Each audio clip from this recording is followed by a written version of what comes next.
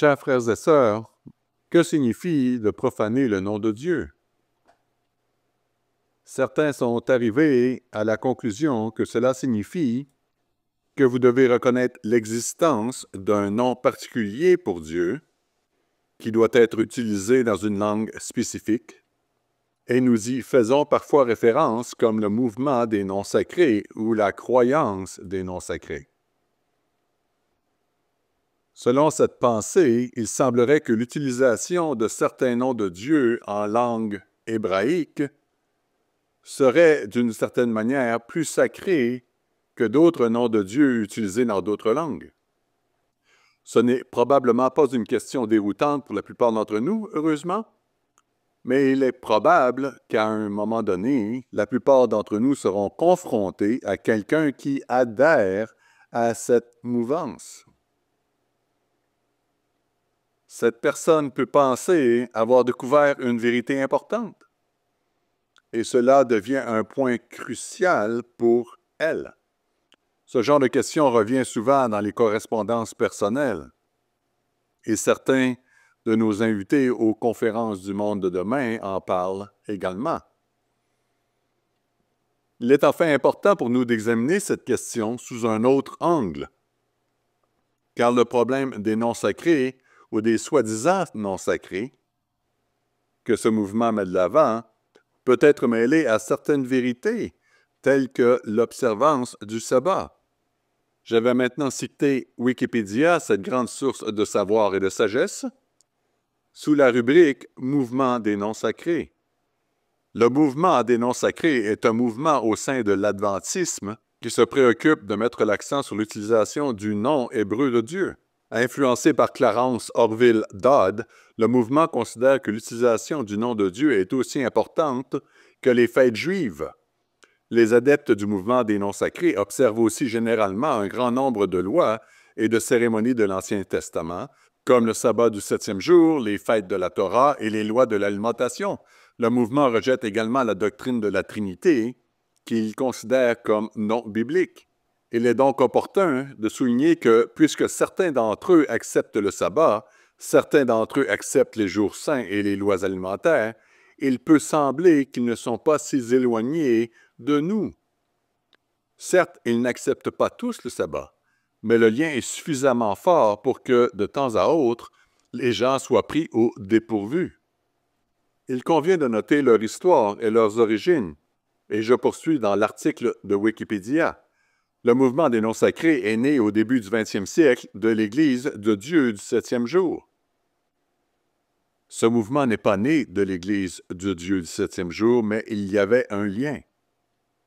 Ce mouvement a été influencé par Joseph Franklin Rutherford, qui a changé le nom de la branche principale du mouvement des étudiants de la Bible en témoins de Jéhovah en 1931, en se basant sur sa croyance de l'importance du nom hébreu de Dieu. C.O. Dodd, membre de l'Église de Dieu, 7e jour, a commencé à organiser les fêtes juives, y compris la Pâque en 1928, adoptant les doctrines du nom sacré à la fin des années 30. Dodd a commencé à publier le magazine The Faith à partir de 1937 pour promouvoir ses vues. L'érudit religieux américain John Gordon Melton a écrit « Aucune force de diffusion du mouvement des noms sacrés n'a été aussi importante que le magazine The Faith. Des personnes ont eu affaire au mouvement des noms sacrés au 20e siècle, comme M. Herbert W. Armstrong. Nous avons entendu parler de lui, n'est-ce pas? Il l'a vivement critiqué, disant que le mouvement des noms sacrés consistait en de petits groupes divisés et éclatés sur le plan doctrinal. En vérité, M. Armstrong avait beaucoup plus à dire. Nous allons en parler plus en détail dans un instant. Wikipédia n'a pas traité les sujets les plus importants qu'il a abordés, mais ils en donnent un aperçu. L'article se termine ainsi. Après la mort de C.O. Dodd en 1955, le pionnier des noms sacrés, les adeptes des noms sacrés sont devenus encore plus confus dans leur doctrine quand leur berger a disparu. Le mouvement des noms sacrés n'a pas produit beaucoup de résultats. Les assemblées de Yahweh, qui ne font pas partie du mouvement des noms sacrés, sont nées du besoin d'avoir une position doctrinale solide, harmonieuse, organisée et unifiée. Le mouvement des noms sacrés a rejeté les assemblées de Yahweh. Jusqu'à ce jour, le mouvement des noms sacrés est toujours profondément divisé sur le plan doctrinal, malgré le fait qu'ils organisent chaque année des conférences sur l'unité. C'est donc un mouvement relativement récent, apparu il y a moins de 100 ans, dont certaines de ses origines sont liées à celles de l'Église de Dieu du septième jour. Ce qui est fascinant, car nous considérons l'Église de Dieu du septième jour comme l'ère de Sardes de la véritable Église de Dieu, comme mentionné dans Apocalypse 3. Cela vaut donc la peine d'en parler, car certaines de ces choses peuvent semer la confusion, en particulier lorsqu'il y a en façade ce qui semble être un effort d'être zélé pour la justice. Pourtant, après réflexion, on constate souvent que ce n'est pas vraiment le cas. Examinons donc cette question aujourd'hui. Comment devrions-nous considérer le soi-disant mouvement des noms sacrés ou le mouvement des noms hébraïques? Est-il impératif pour Dieu que nous l'invoquions exclusivement par son nom hébreu?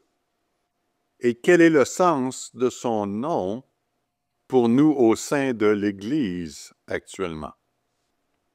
Si vous voulez un titre, le titre est « Devrions-nous utiliser les noms sacrés? » Devrions-nous utiliser les noms sacrés? Abordons le sujet. Finalement, les partisans du soi-disant mouvement des noms sacrés estiment que pour honorer Dieu et respecter le troisième commandement, il faut utiliser le nom hébreu de Dieu. Et pour eux, c'est une question de salut. Il existe une version de cette croyance dans l'Ancien Testament, en lien avec le nom habituellement traduit par l'Éternel dans l'Ancien Testament, et une version dans le Nouveau Testament, en lien avec le nom traduit par Jésus dans nos Bibles françaises. Je vous en parle plus loin. Reportons-nous maintenant à Exode 20. Exode 20 et le verset 7. Nous allons directement au troisième commandement. Exode 20, verset 7.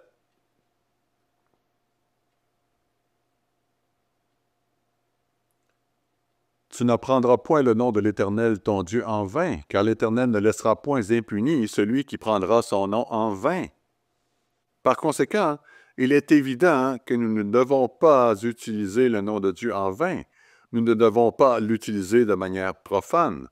Cela inclut le blasphème, au sens où nous l'entendons.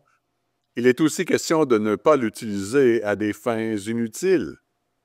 Nous lisons ailleurs dans le psaume 111, verset 9, psaume 111, verset 9, « Il a envoyé la délivrance à son peuple, il a établi pour toujours son alliance, son nom est saint et redoutable. » Son nom est extrêmement important, ce qu'il représente, et il doit être tenu en grand honneur.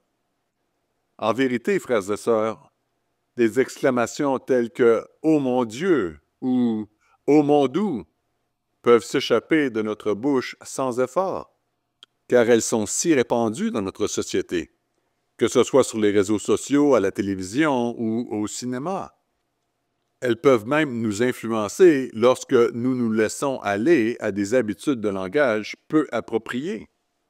Bien sûr, comme l'expliquait M. Ames lorsqu'il était encore là, si vous êtes sur la route et que vous êtes sur le point de vous faire renverser par un camion et que vous criez « Ô Dieu, aide-moi », ce n'est pas de prendre le nom de Dieu en vain. Mais le fait de répéter ce genre de phrase sans raison, c'est assurément enfreindre le troisième commandement. Nous devons donc honorer son nom et tout ce qu'il représente, parce que, franchement parlant, le nom de Dieu est bien plus qu'une simple collection de lettres, n'est-ce pas? C'est bien plus qu'un simple son. Il le représente, ainsi que l'ensemble des valeurs qu'il incarne. Je vais citer plusieurs articles rédigés par M. Wyatt Seselka, disponibles en anglais seulement. L'un d'eux est tiré du Living Church News de mai-juin 2011 à la page 8. Comment les noms de Dieu révèlent sa nature et sa puissance? Il entre dans les détails et si vous souhaitez approfondir cette question, n'hésitez pas à le faire. Il y a beaucoup de choses à examiner que nous n'aborderons pas aujourd'hui, mais l'article de M. Seselka va davantage dans les détails. Il y a aussi d'autres articles en ligne et des commentaires qu'il a écrits. L'un d'eux remonte au 20 avril 2017, Les noms sacrés, obéir à Jésus-Christ ou suivre les traditions des hommes. Et puis, il y a un autre commentaire, 4 erreurs sur les noms sacrés. J'en ai imprimé quelques-uns. Vous pouvez les obtenir directement sur le site du Tomorrow's World dans la section des commentaires. Donc, si vous voulez creuser la question, nous avons des ressources. Je vous invite à le faire. Reportons-nous à Jean 4, verset 21. Je crois que ce passage est particulièrement pertinent alors que nous abordons ce sujet. Et pour éviter de tomber dans le piège d'une vision très étroite de ce que Dieu s'attend de nous, en ce qui concerne le respect de son nom dans le 3e commandement. Jean 4, verset 21. C'est ici que Jésus s'adresse à la Samaritaine au puits de Jacob. Lisons Jean 4, verset 21. « Femme, lui dit Jésus, crois-moi, l'heure vient où ce ne sera ni sur cette montagne, ni à Jérusalem que vous adorerez le Père. Vous adorez ce que vous ne connaissez pas. Nous adorons ce que nous connaissons, car le salut vient des Juifs. Mais l'heure vient, et elle est déjà venue, où les vrais adorateurs adoreront le Père en esprit et en vérité. Car ce sont là les adorateurs que le Père demande. Dieu est esprit, et il faut que ceux qui l'adorent en esprit et en vérité. » Nous remarquons plusieurs points ici. Tout d'abord, Jésus a identifié Dieu comme son Père. Certes, il existe des façons appropriées, permises et merveilleuses d'identifier Dieu, bien au-delà des noms hébreux dont nous allons parler. Et l'une d'entre elles est le Père. C'est ainsi que Jésus a identifié son Père. Et puisque c'est assez bon pour lui, c'est certainement assez bon pour nous. Il invoque aussi le fait que nous devons l'adorer en esprit et en vérité. Alors oui, nous devons être méticuleux, diligents et attentifs pour parvenir à la vérité et découvrir ce qu'est la vérité. Mais nous devons aussi comprendre l'esprit et l'intention de ce qu'il essaie d'accomplir. Et je pense qu'au fil de notre progression aujourd'hui, nous allons clairement constater que l'idée des soi-disant non sacrés échoue lamentablement à atteindre l'esprit de la loi en ce qui concerne la bonne façon dont nous adorons Dieu et comment nous le comprenons. Revenons donc à Exode, où le nom de Dieu est introduit. Reportons-nous à Exode 3, verset 14. Exode 3, verset 14.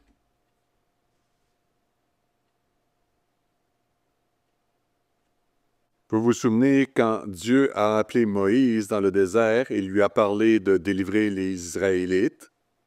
Moïse lui a demandé, « Eh bien, ils vont me demander qui tu es. Alors, que dois-je leur dire? » Qu'est-ce que Dieu a dit?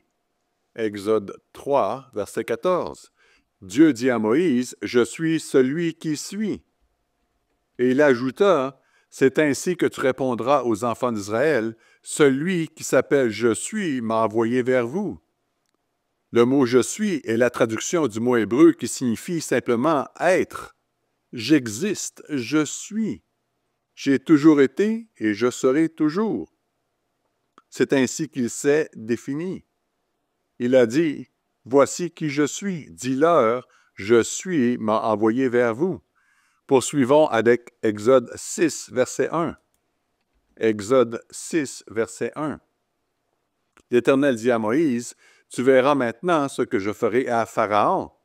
Une main puissante le forcera à les laisser aller, une main puissante le forcera à les chasser de son pays. » Et Dieu parla à Moïse et lui dit, « Je suis l'Éternel. » C'est ici qu'il introduit l'un de ces mots. ou un de ces noms que les partisans des noms sacrés considèrent comme quelque chose sur lequel nous devrions vraiment nous concentrer. En hébreu, c'est YHVH. Je suis l'Éternel. Verset 3. Je suis apparu à Abraham, à Isaac et à Jacob comme le Dieu Tout-Puissant, ou El Shaddai. Mais je n'ai pas été connu d'eux sous le nom l'Éternel, ou YHVH. Je n'ai pas été connu par eux. Alors, qu'est-ce que le YHVH exactement? Ce mot est traduit par l'Éternel dans nos Bibles françaises. Sa signification de base est « celui qui vit éternellement ». Sa signification de base est l'Éternel. C'est essentiellement la même chose que ce que nous venons de lire dans Exode 3, « Je suis ». Il est également intéressant de noter que ce mot ou nom YHVH en hébreu n'a pas de voyelle. Il s'agit littéralement de 4 consonnes. Les érudits l'appellent le tétragramme, ce qui signifie simplement 4 lettres. Les personnes qui s'intéressent au nom sacré se concentrent sur le fait qu'on ne peut s'adresser à Dieu ou s'y référer qu'en utilisant YHVH. Dans ces 2 versets que nous venons de lire, nous voyons que le raisonnement commence à s'effilocher parce que Dieu avait d'autres noms. Par exemple, souvenons-nous que dans Exode 3, Dieu a dit à Moïse « Celui qui s'appelle « Je suis » m'a envoyé vers vous ». C'est un mot différent de YHVH, n'est-ce pas? C'est le verbe « être ». Il signifie la même chose, mais c'est un mot différent. Ainsi, même avec un regard très superficiel, nous constatons que Dieu n'a apparemment aucun problème à être appelé par des noms différents. Nous avons également noté que Dieu a dit à Moïse que les patriarches le connaissaient principalement sous le nom de Dieu Tout-Puissant ou El Shaddai, qui était le nom sous lequel il était principalement connu dans la Genèse. Est-il donc erroné de se référer à lui en tant que El Shaddai, Dieu Tout-Puissant? Bien sûr que non, puisque les patriarches l'ont fait. Devrions-nous exclusivement l'appeler YHVH? Eh bien, nous pouvons voir ici même que ce n'est pas une obligation. D'ailleurs, quand on parle de ce mystérieux YHVH, personne ne connaît vraiment la prononciation exacte. En effet, elle n'a pas été enregistrée et les érudits en débattent encore aujourd'hui et émettent beaucoup d'idées différentes. Cependant, il est intéressant de noter que le nom YHVH était déjà en usage avant Moïse.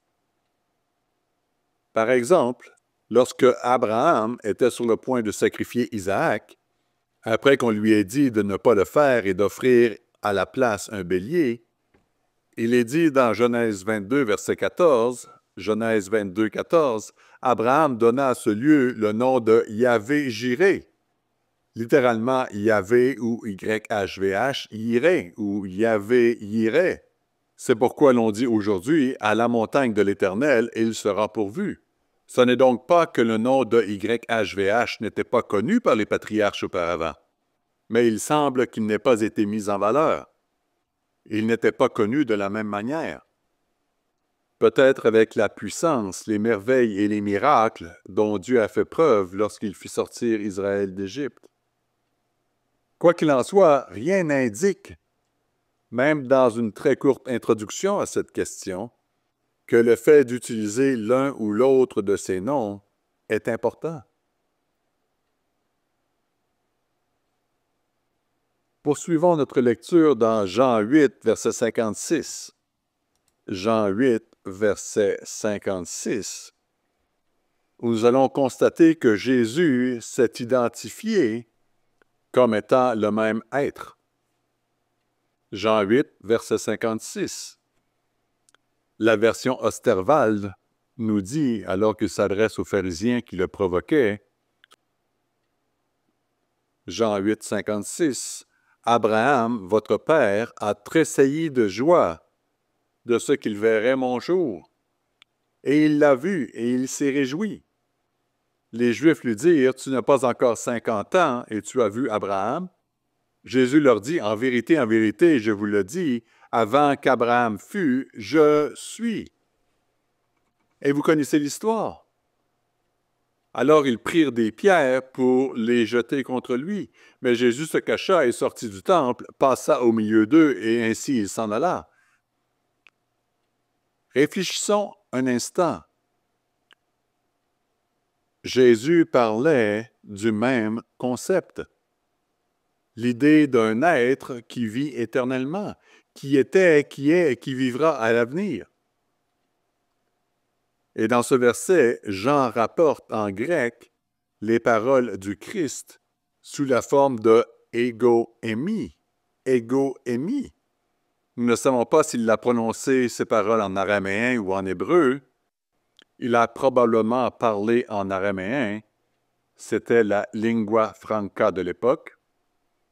Mais d'une manière ou d'une autre, cette phrase a été enregistrée en grec sous la forme ego émi. Je suis. En réalité, lorsqu'ils ont entendu prononcer la phrase « je suis », quelle que soit la langue dans laquelle il l'a prononcée, les Juifs savaient exactement de quoi il parlait et ils ont dit « c'est un blasphème ». Jésus devait-il utiliser le tétragramme pour se désigner comme Dieu?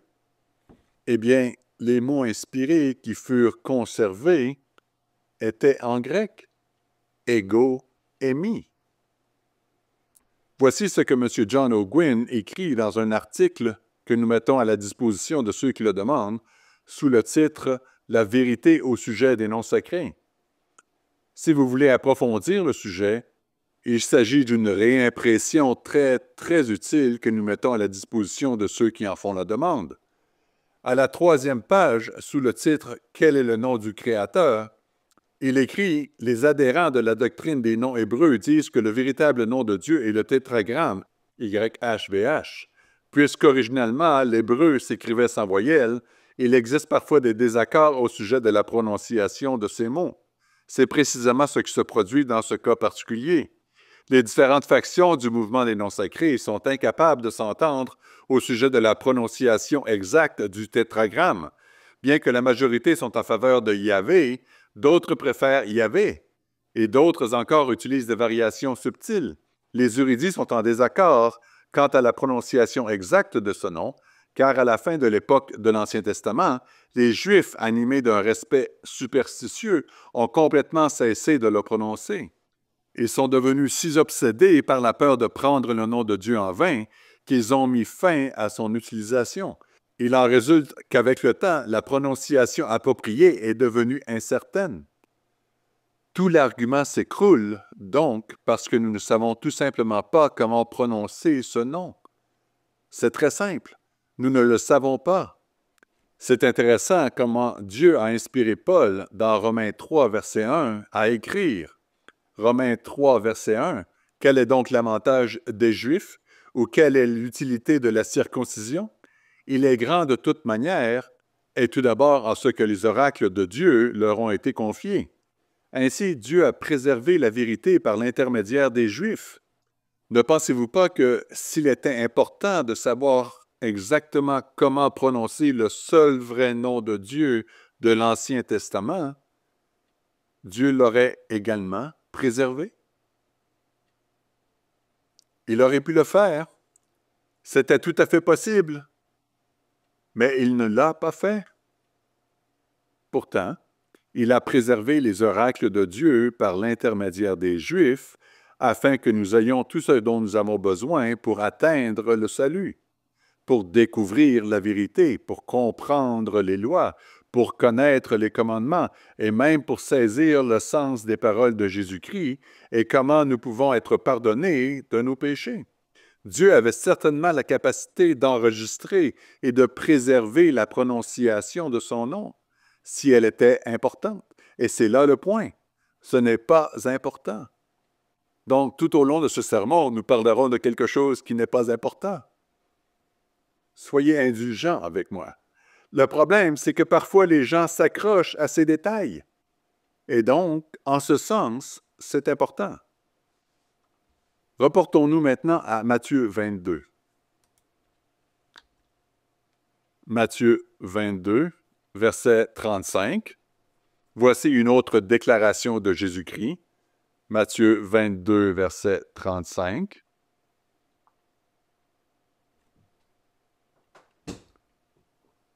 Lorsque l'un d'eux, docteur de la loi, lui fit cette question pour l'éprouver, « Maître, quel est le plus grand commandement de la loi? » Verset 37, Jésus lui répondit, « Tu aimeras le Seigneur ton Dieu de tout ton cœur, de toute ton âme et de toute ta pensée. » C'est le premier et le plus grand commandement. Devinez quoi? Il citait Deutéronome 6, verset 5, où il est dit, « Tu aimeras l'Éternel ton Dieu. » Le mot « éternel » est YHVH. Il citait cette même phrase concernant Dieu de Deutéronome 6, où YHVH est utilisé. Pourtant, dans le Nouveau Testament, dans ce passage, c'est un mot grec qui a été conservé. Ce mot grec est kurion. Kurion, qui est traduit par Seigneur ou Maître dans le Nouveau Testament. Donc, si Jésus lui-même, lorsqu'il citait l'Ancien Testament, a inspiré les auteurs du Nouveau Testament à traduire YHVH dans une autre langue, ne trouvez-vous pas que c'est acceptable? En effet, ceux qui adhèrent à l'idée des noms sacrés pensent qu'on ne peut pas traduire le nom de Dieu dans une autre langue. Vous devez utiliser le nom hébreu. Mais visiblement, dans le Nouveau Testament, cela ne semble pas être une exigence. Ainsi, le nom YHVH de l'Ancien Testament se dit de diverses manières. Yahvé, Yahweh, Yehovah. Sa prononciation demeure inconnue. La Bible ne nous fournissant aucune indication à ce sujet, il n'est pas crucial de connaître la prononciation de ce nom, et il n'est pas le seul nom à utiliser pour désigner Dieu. Examinons maintenant un deuxième nom réputé sacré dans l'argumentation des noms sacrés. Il s'agit du nom de Jésus. Certains prétendent que le nom de Jésus vient de Zeus, et la raison en est que la forme grecque « Iesous », si vous l'écrivez en français, c'est I-E-S-O-U-S. Bien sûr, le grec a d'autres lettres, mais si vous l'écrivez en français, Iesous, certains disent que la dernière consonne ressemble à Zeus, et ils avancent que Iesous vient de « Salut Zeus ». Salut Zeus. Cette théorie est-elle vraie? Le fait que deux mots aient la même consonance phonétique rend-il ces derniers nécessairement apparentés? Vous savez, ce n'est pas si difficile à comprendre, n'est-ce pas?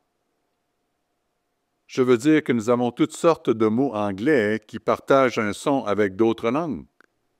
Par exemple, en français, le mot « père » sonne comme le mot anglais « pear », qui est un fruit provenant d'un arbre.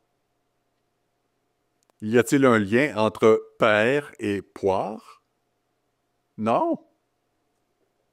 Et même en anglais, on peut avoir une paire de poires, n'est-ce pas? Un mot signifiant deux, et l'autre est ce même fruit qui pousse sur un arbre. Ce n'est donc pas parce que deux mots se ressemblent qu'ils sont liés. Nous le savons tous, mais il arrive encore que les gens se trompent. Parlons du nom Jésus. Bien sûr, nous savons que Jésus est une version française qu'on n'aurait jamais utilisée au 1er siècle en Judée parce que, je vous révèle un secret, on ne parlait pas français à l'époque. Personne ne s'est jamais approché de Jésus-Christ en lui disant « Ton nom est Jésus-Christ, n'est-ce pas? » Il ne parlait pas français. Qu'aurait-il entendu? Son nom était essentiellement Yeshua, Yeshua ou Yehoshua. D'après ce que je sais, quelque chose comme cela. Les formes hébraïques du nom que nous appelons Joshua ou Josué. Nous pouvons trouver cela dans Luc 1, verset 30. Luc 1, verset 30, L'ange lui dit, « Ne crains point, Marie, car tu as trouvé grâce devant Dieu, et voici, tu deviendras enceinte, et tu enfanteras un fils, et tu lui donneras le nom de Jésus. » Dans notre Bible, c'est écrit Jésus, mais le nom est Joshua ou Yehoshua. Un lexique biblique indique qu'il s'agit du grec Jesus, qui est une translittération du terme hébreu Yehoshua, contracté en Josué, qui signifie Yahvé sauve ou Yahweh est le salut, en supposant que YHVH se prononce Yahweh, ce que nous ne savons pas. Mais Josué ou Yehoshua signifie Yahvé sauve ou Yahvé est le salut. Il s'agit donc essentiellement du même nom que Josué, le Josué qui était l'assistant de Moïse.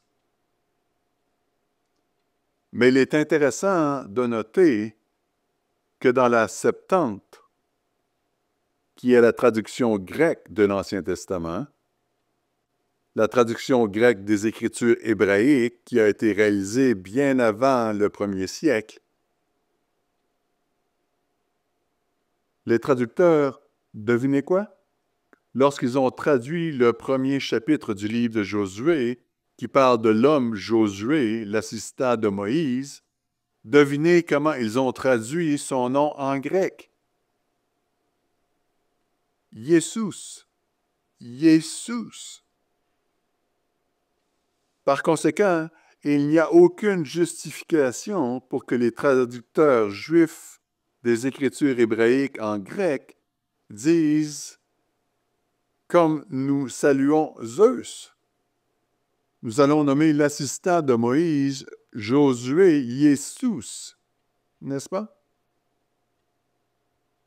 Cela n'aurait aucun sens. Et pourtant, c'est exactement de la même manière que l'on traduit Jésus. Donc, si le nom venait vraiment de Salut Zeus, pourquoi l'aurait-il utilisé pour le Josué de l'époque de Moïse? Vous savez, il s'agirait d'une véritable conspiration, n'est-ce pas? Si les Juifs avaient compris qu'il fallait faire cela bien avant le 1er siècle. Cela ne s'est pas produit. Il est clair que Jesus ne vient pas de Salut Zeus, mais une traduction légitime du grec Yehoshua. En parlant du grec et du Nouveau Testament, permettez-moi de revenir un peu en arrière et de parler de quelque chose que M. Armstrong a écrit en 1972 dans un article de la revue du Good News. Vous pouvez le consulter sur Internet. Il s'intitule « The Plain Truth About the Sacred Names », la pure vérité sur les noms sacrés. Il est un peu long, mais je pense qu'il vaut la peine d'être lu et vous verrez pourquoi au fur et à mesure que nous avançons. Il écrit « Je veux raconter comment j'ai découvert que l'enseignement des noms hébreux n'est pas une nouvelle vérité, mais une vieille fausseté. La plupart d'entre vous savent qu'après que Dieu m'a appelé comme son instrument dans sa grande commission après ma conversion au printemps 1927, ma femme et moi avons côtoyé des membres de l'Église de Dieu en Oregon, dont le siège était à Stanbury, dans le Missouri. Il parle ensuite des controverses au sein de l'Église à cette époque et de la façon dont elle s'est divisée. Il poursuit. Après avoir été battu à la conférence de Stanbury en 1933, le président éditeur déchu a quitté cette Église et s'est associé à l'ancien C.O. Dodd. Vous vous souvenez de ce nom mentionné dans l'article Wikipédia? Il s'est ensuite associé à l'ancien C.O. Dodd pour organiser une nouvelle organisation concurrente. Celle-ci revendiquait un siège social à Jérusalem et un siège américain dans la petite ville de Salem, en Virginie-Occidentale. Cette nouvelle organisation à Salem, en Virginie-Occidentale, s'est rapidement dissoute, apparemment en 1937, lorsque l'ancien C.O. Dodd s'est lancé dans le mouvement des noms hébraïques. Apparemment, ce nouvel enseignement des noms hébraïques a commencé dans les années 1930. Le docteur John R. Briggs a rencontré M. August Sheffick, qui insistait sur le fait que le mot anglais « Christ » était d'origine païenne. Le docteur Briggs a donc commencé à mettre l'accent sur le nom hébreu « Yeshua ». Il était associé à un A.B. Traina dans une assemblée du New Jersey. Ce groupe obtint d'abord une charte sous le nom d'Assemblée de YHVH, puis sous le nom de Yahvé Beth Israël. Le docteur Briggs en assurait la direction. Nous entrons, c'est M. Armstrong qui écrit, Maintenant, dans l'histoire dont je me souviens personnellement, M. Dodd avait quitté le groupe de Salem comme il l'avait quitté l'organisation de Stanbury et fut rebaptisé dans le Michigan au nom de Yeshua par l'ancien Earl Big Ford en 1941. Sa Faith Bible et Tract Society avaient publié le magazine The Faith à partir de 1937.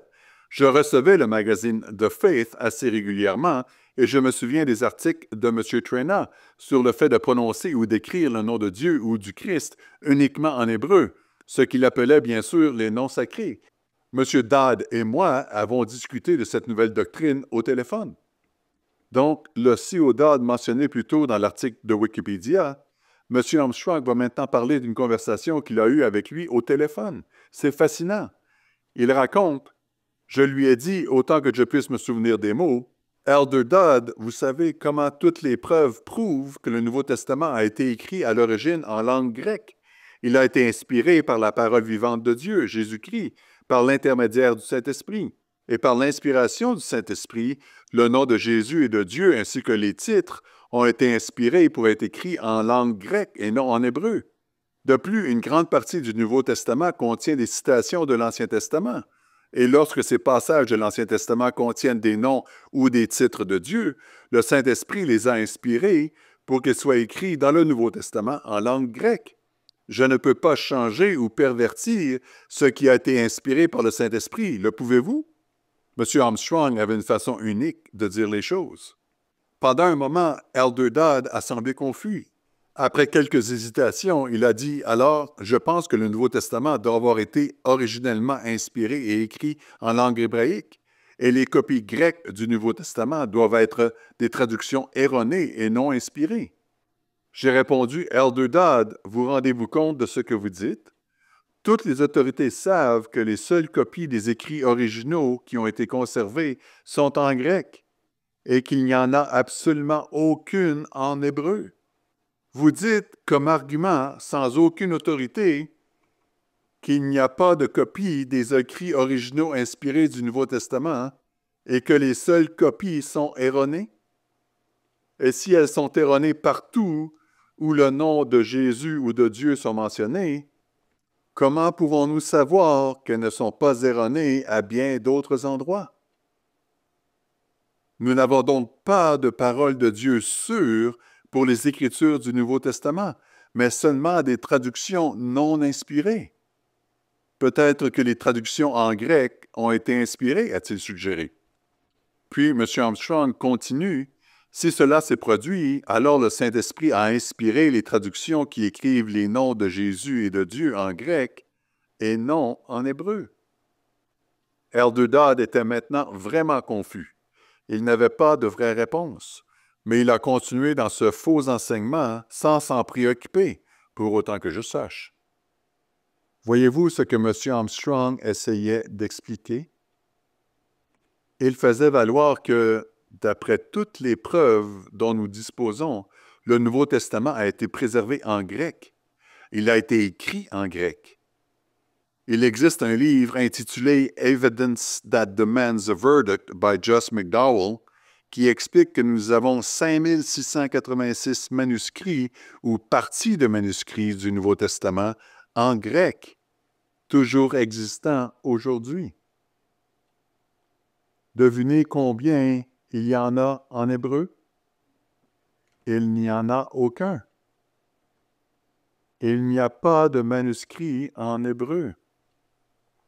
En d'autres termes, cet argument suggère que chaque manuscrit original supposément écrit en hébreu a été opportunément perdu ou détruit. N'est-ce pas là un argument commode?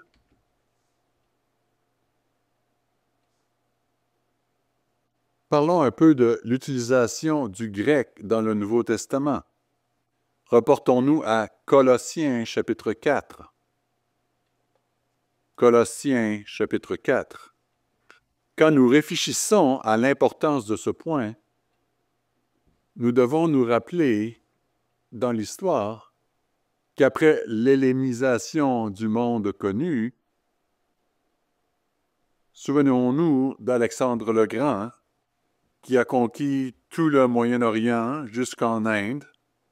Il a fait rayonner la culture grecque, y compris la langue. La conséquence de ceci est le fait que le grec était la langue couramment utilisée à travers l'ensemble de l'Empire gréco-macédonien. Colossiens 4, verset 16. Colossiens 4, verset 16. Lorsque cette lettre aura été lue chez vous, faites en sorte qu'elle soit aussi lue dans l'Église des Laodicéens et que vous lisiez à votre tour celle qui vous arrivera de Laodicée. Quel était donc le but de ces lettres écrites par Paul?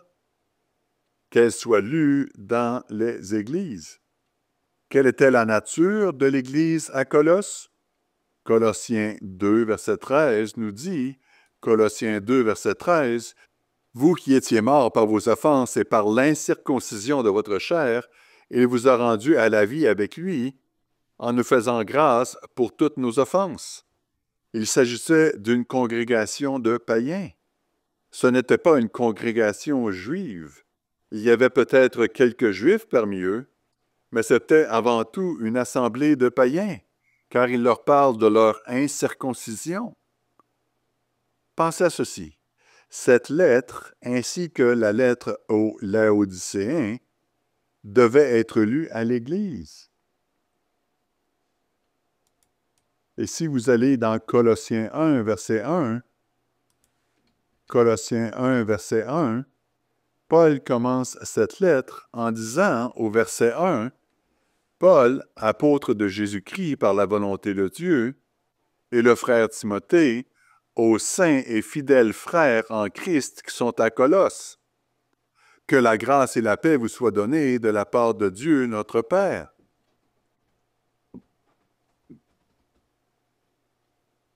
Frères et sœurs, dans quelle langue Paul a-t-il écrit cette phrase, le Seigneur Jésus-Christ? C'était en grec. Et dans quelle langue cette phrase est-elle lue? C'était en grec. Et dans quelle langue cette phrase fut-elle entendue dans les assemblées pendant que cette lettre leur était lue au cours de l'assemblée? C'était en grec. Et cette phrase est « Paulos apostolos Jesus Christos ». C'est au verset 1. Paul, apôtre de Jésus-Christ. En d'autres termes, même dans une assemblée, ils utilisaient le mot, le nom Jesus. Il n'y avait rien de mal à cela, parce qu'ils parlaient grec et qu'il n'y avait aucun problème à traduire le nom de Dieu dans une autre langue. Reportons-nous à 1 Corinthiens chapitre 8. 1 Corinthiens chapitre 8, verset 4. 1 Corinthiens 8, verset 4. Parfois, les gens disent « Le mot Dieu lui-même est païen. » Il vient d'un vieux mot allemand, un mot teutonique, Gott. Et puisque le mot Dieu peut se référer à des divinités païennes, nous ne pouvons pas l'utiliser pour le vrai Dieu. Est-ce vrai? Remarquez ce qui est dit dans 1 Corinthiens 8, verset 4. Pour ce qui est donc de manger des viandes sacrifiées aux idoles, nous savons qu'il n'y a point d'idole dans le monde et qu'il n'y a qu'un seul Dieu. Quel est le mot pour Dieu ici? Théos. Théos est un mot grec. Puis il ajoute au verset 5, « Car s'il est des êtres qui sont appelés Dieu, soit dans le ciel, soit sur la terre, comme il existe réellement plusieurs dieux et plusieurs seigneurs, néanmoins pour nous, il n'y a qu'un seul Dieu. » Il y a deux endroits où il fait référence au faux Dieu. Et quel mot utilise-t-il? Théos. Dans les deux cas. Paul utilise donc un mot qui, selon le contexte, peut désigner soit un faux Dieu soit le véritable Créateur suprême, le Père céleste. Si c'est vrai en grec, c'est certainement vrai aussi en français. Prenons un autre exemple dans cette ligne de pensée. Romains 1, verset 18. Romains 1, verset 18. Dans cette question de langue, devons-nous seulement nous référer à Dieu en hébreu? Y a-t-il quelque chose de mystique ou de plus spirituel si nous utilisons les mots de notre langue qui sont couramment utilisés pour désigner le Créateur suprême? Est-ce correct? L'Écriture nous montre que c'est tout à fait acceptable. Il n'y a rien de mal à employer les mots de notre langue pour parler du vrai Dieu. Romains 1, verset 18. La colère de Dieu, Theos. Il s'agit clairement du Dieu suprême. Se révèle du ciel contre toute impiété et toute injustice des hommes qui retiennent injustement la vérité captive. Car ce qu'on peut connaître de Dieu, Theos, est manifeste pour eux, Dieu leur ayant fait connaître. En effet, les perfections invisibles de Dieu, sa puissance éternelle et sa divinité, se voient comme à l'œil nu depuis la création du monde quand on les considère dans ses ouvrages. Ils sont donc inexcusables. Qui sont les ils? Les ils sont les gentils. Les ils sont les païens. Les ils sont ceux qui adorent les faux dieux. Remarquez ceci, verset 21. Car ayant connu Dieu, les païens, à une époque, si nous remontons assez loin, jusqu'à l'époque de Noé ou encore plus loin, ils connaissaient Dieu, le Théos. Ils ne l'ont pas glorifié comme Dieu, Théos. Ils ne lui ont point rendu grâce, mais ils se sont égarés dans leurs pensées et leur cœur sans intelligence a été plongé dans les ténèbres. Se vantant d'être sages, ils sont devenus fous. En d'autres termes, par l'exemple de Paul, il n'y a rien de mal à appeler Dieu Théos. Il s'agit formellement du Dieu créateur. Et à un moment donné, le monde païen des siècles ou des millénaires passés connaissait en fait le vrai Dieu. Ce sont eux qui se sont corrompus. Ce n'est pas que nous prenons un nom corrompu et nous l'avons attribué à Dieu. Voyez-vous la différence? Frères et sœurs, il est vrai que cela peut sembler fastidieux, mais il est crucial de comprendre que l'argument selon lequel nous devrions utiliser l'hébreu pour honorer Dieu, même si nous ne parlons pas cette langue, est complètement absurde. C'est absolument ridicule. Et la Bible ne soutient pas du tout cette idéologie. Point final.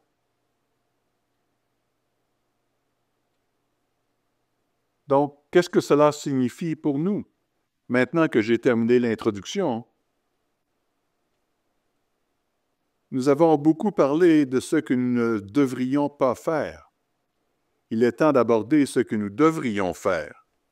Car il est facile, en pensant à ce sujet, de dire « nous ne devrions pas faire cela » et d'oublier l'importance du nom de Dieu et de ce qu'il représente. Par exemple, YHVH signifie qu'il vit éternellement, qu'il n'a jamais eu de commencement et qu'il n'aura jamais de fin.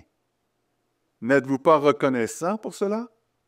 Dans ce monde moderne, marqué par la confusion, la violence et l'adversité, ne devrions-nous pas être reconnaissants d'adorer un Dieu qui ne mourra jamais, qui n'est pas sujet à la corruption et à la mort? Jésus s'est fait chair et il est mort lorsqu'il était sur cette terre parce qu'il a choisi de devenir chair. Mais maintenant, il est assis à la droite du Père et il ne mourra plus jamais. Grâce à cela, nous avons l'espoir de ne pas avoir à mourir pour l'éternité. C'est important. L'essence du nom YHVH, le « je suis », est absolument importante. Et notre salut dépend de cette vérité, n'est-ce pas? Le concept selon lequel Dieu vit éternellement. Vous savez, c'est pourquoi nous, les ministres, durant les sermons, quand nous lisons l'Ancien Testament, parfois au lieu de « Seigneur », nous dirons « celui qui vit éternellement ». Le docteur Meredith le disait souvent, n'est-ce pas? Celui qui vit éternellement. Mais pour nous rappeler que ce n'est pas seulement le mot « Seigneur » qui englobe une partie de la signification, notre Seigneur et Maître, mais aussi le fait qu'il vit éternellement. Et c'est important. Reportons-nous à Jean 17, verset 3. Reportons-nous à Jean 17, verset 3. En réfléchissant sur ce sujet, qu'est-ce que nous ne voulons pas faire? Nous ne voulons pas nous laisser entraîner à n'utiliser que des noms hébreux pour désigner Dieu. Mais que devrions-nous faire? Eh bien, nous devrions apprécier grandement le nom de Dieu et ce qu'il représente. Jean 17, verset 3. « Or, la vie éternelle, c'est qu'ils te connaissent, toi, le seul vrai Dieu, et celui que tu as envoyé, Jésus-Christ. » Le nom de Dieu, YHVH, est intrinsèquement lié au fait qu'il vit éternellement. Jean 17, verset 11. Jésus dit, « Je ne suis plus dans le monde, et ils sont dans le monde. Je vais à toi, Père Saint. » Jésus appelait son Père le Père. Il n'y a rien de mal à avoir différentes façons de s'adresser à Dieu. Il l'a appelé Père. Il dit, verset 11, « Père Saint, garde-les en ton nom que tu m'as donné, afin qu'ils soient un comme nous. » Le nom de Dieu est-il important?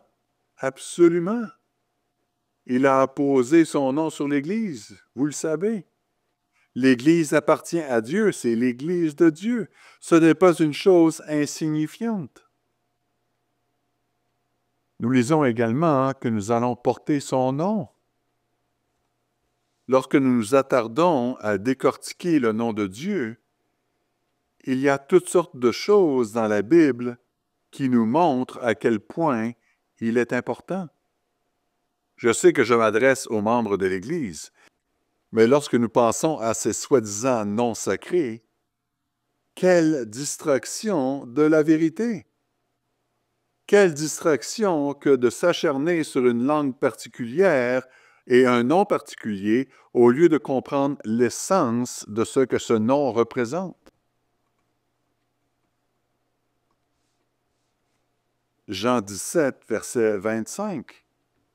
« Père juste, le monde ne t'a point connu, mais moi je t'ai connu, et ceux-ci ont connu que tu m'as envoyé. Je leur ai fait connaître ton nom, remarquez-le, et je leur ferai connaître. » Il leur a parlé du Père. Il leur a expliqué qui était le Père. Et je leur ferai connaître ton nom, afin que l'amour dont tu m'as aimé soit en eux et que je sois en eux. Nous ne diminuons pas du tout le nom de Dieu. Nous nous concentrons sur ce qui est important, plutôt que de nous laisser détourner par quelque chose d'insignifiant. Des sujets auxquels les apôtres et les auteurs du Nouveau Testament n'ont jamais consacré leur attention. Vous ne le trouverez pas. Vous ne trouverez aucune mention de l'importance d'utiliser certains noms hébreux pour honorer Dieu. Acte 4, verset 12. Acte 4, verset 12 nous dit « Il n'y a de salut en aucun autre, car il n'y a sous le ciel aucun autre nom qui a été donné parmi les hommes par lequel nous devions être sauvés. » Alors le nom de Jésus est-il vital? Absolument. D'ailleurs, les Juifs de son époque ont ordonné aux apôtres de cesser de prêcher en son nom. Au nom de qui tenez-vous ces propos? Cessez de prêcher en ce nom. C'était important. Le nom de Jésus signifie le salut. C'est extrêmement important pour nous. Mais nous n'avons pas besoin de le dire en hébreu. pour que cette importance soit saisie, qu'elle fasse partie de notre vie. C'est là l'essentiel.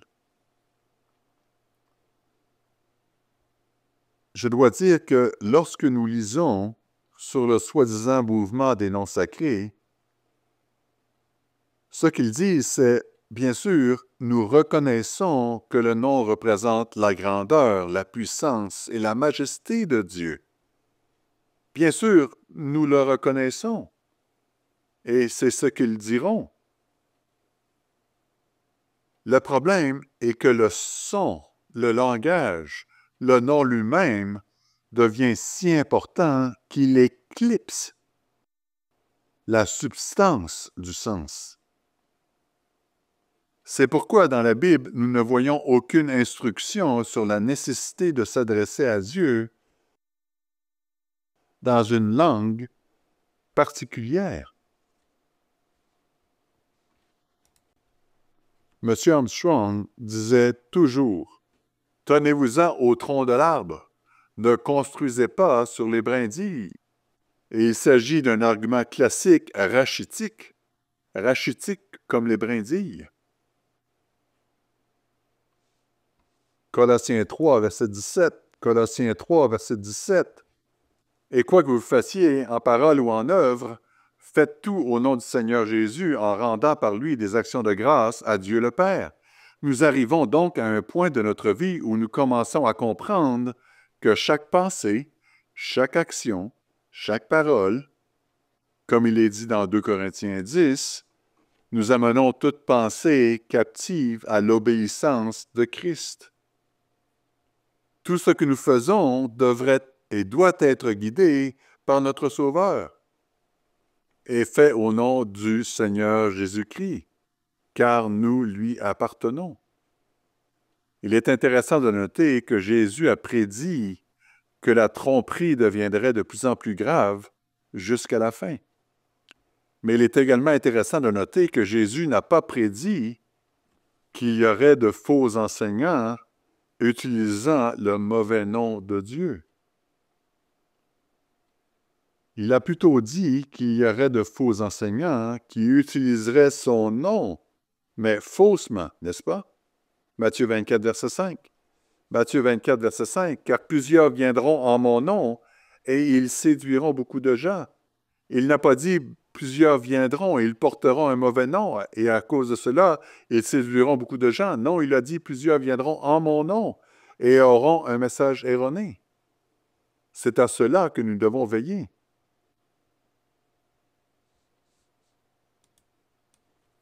Reportons-nous à Psaume 9.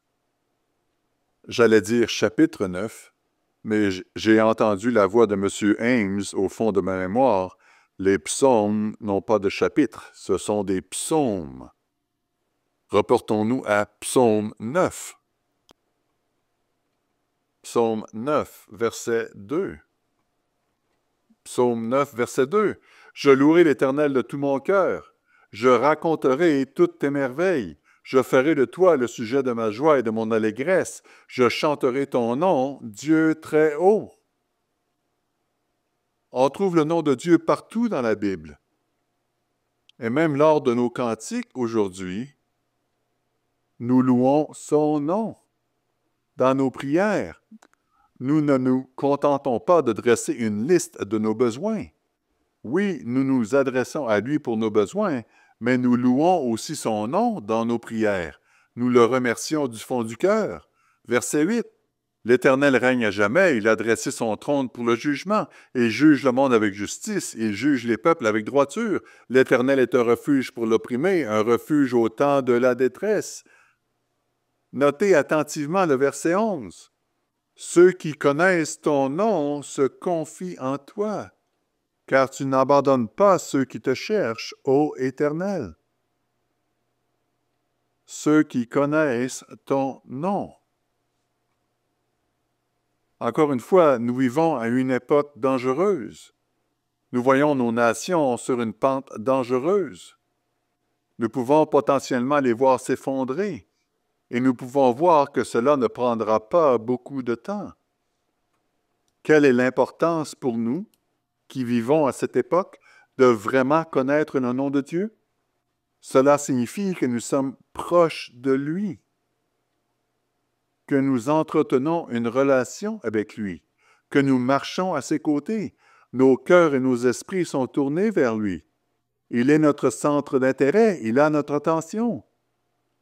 C'est ce que signifient ceux qui connaissent mon nom. Et pas seulement, pouvez-vous prononcer mon nom en hébreu? Remarquons le psaume 91. Psaume 91, verset 1. Psaume 91, verset 1. Celui qui demeure sous l'abri du Très-Haut repose à l'ombre du Tout-Puissant. Je dis à l'Éternel, mon refuge et ma forteresse, mon Dieu en qui je me confie. Verset 11.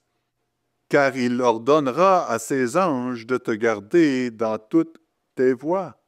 Ils te porteront sur les mains, de peur que ton pied ne heurte contre une pierre. Verset 14. Puisqu'il m'aime, je le délivrerai, je le protégerai. C'est Dieu qui parle. Je le protégerai. Pourquoi? Parce qu'il connaît mon nom.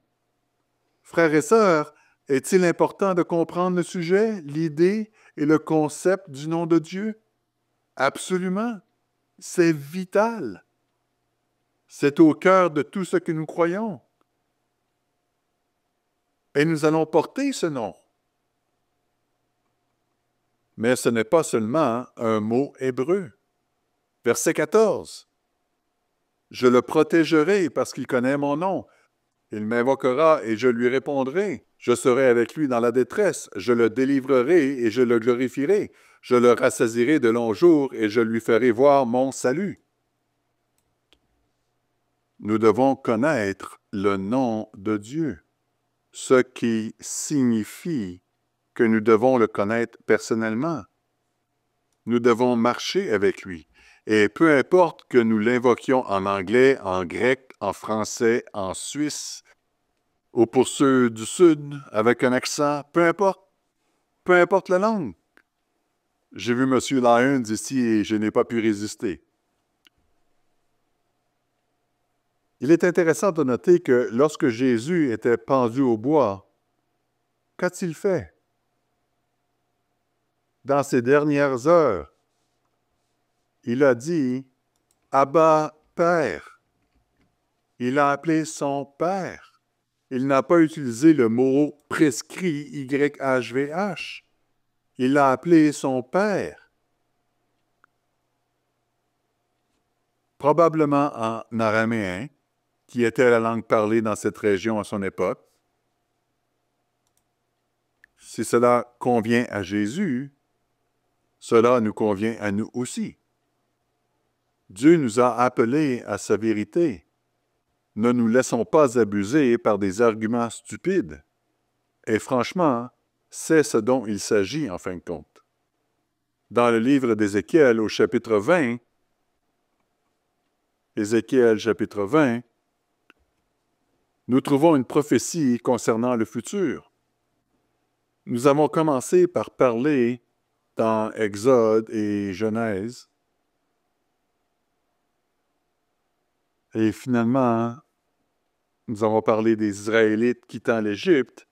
Eh bien, voici un passage qui évoque finalement leur unification une seconde fois.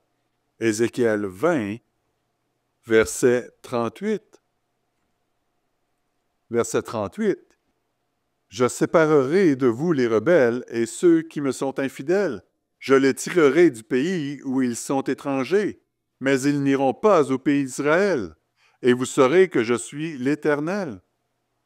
Et vous, maison d'Israël, ainsi parle le Seigneur, l'Éternel, que chacun aille servir ses idoles.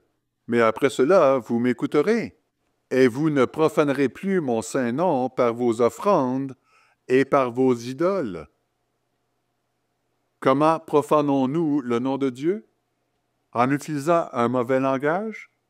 En utilisant le mauvais mot?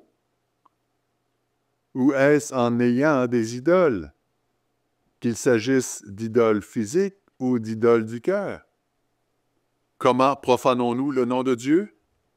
en ne lui obéissant pas, et non pas par le langage que nous utilisons pour l'adorer. Vous souvenez-vous du récit de l'adoration du veau d'or par les enfants d'Israël et du fait qu'ils étaient à 2 doigts d'être anéantis? Moïse a intercédé. Finalement, Moïse a demandé à Dieu de voir sa gloire. Et il est vraiment intéressant de lire le récit de ce que Dieu a dit. Exode 33, au verset 18. Exode 33, verset 18. Moïse dit, « Fais-moi voir ta gloire. » L'Éternel répondit, « Je ferai passer devant toi toute ma bonté et je proclamerai devant toi le nom de l'Éternel. » C'est ce que Dieu a dit. Nous lisons ensuite au chapitre 34 et les versets 5 à 8, Exode 34, verset 5. L'Éternel descendit dans une nuée, se tint là auprès de lui et proclama le nom de l'Éternel. N'est-ce pas intéressant? Qu'allons-nous lire ensuite qui définit ou explique ce qui se passait lorsqu'il proclamait le nom de l'Éternel? Verset 6. Et l'Éternel passa devant lui et s'écria, « L'Éternel, l'Éternel, Dieu miséricordieux et compatissant, lent à la colère, riche en bonté et en fidélité, qui conserve son amour jusqu'à 1000 générations, qui pardonne l'iniquité, la rébellion et le péché, mais qui ne tient point le coupable pour innocent, et qui punit l'iniquité des pères sur les enfants et sur les enfants des enfants jusqu'à la 3e et la 4e génération. » Aussitôt Moïse s'inclina à terre et adora. Frères et sœurs, comment adorons-nous Dieu? Comment l'honorons-nous? Est-ce en l'invoquant dans une langue particulière? Plus vous examinez cette question, plus l'idée et la question vous semblent ridicules. Non, nous adorons Dieu, nous l'honorons et nous lui obéissons en faisant ce qu'il dit, en nous soumettant à lui, en l'aimant de tout notre cœur, en alignant nos vies sur lui et en étant reconnaissants pour tout ce qu'il est et tout ce qu'il représente. Et il ne s'agit pas d'une façade pseudo-vertueuse, un vernis qui sonne juste, mais nous lui obéissons en esprit et en vérité. Soyons donc reconnaissants envers la vérité et la compréhension que nous avons du véritable nom de Dieu, que nous puissions invoquer ce véritable nom de Dieu et que nous soyons nommés par ce nom. En fin de compte, nous porterons son nom pour toujours. Nous sommes membres de l'Église qui porte son nom, et tout ce qui est lié au nom remarquable et prestigieux de notre Père céleste, dont nous porterons le nom, et le nom de notre frère aîné et sauveur Jésus-Christ. Comprendre réellement le nom de Dieu est une compréhension profonde et remarquable.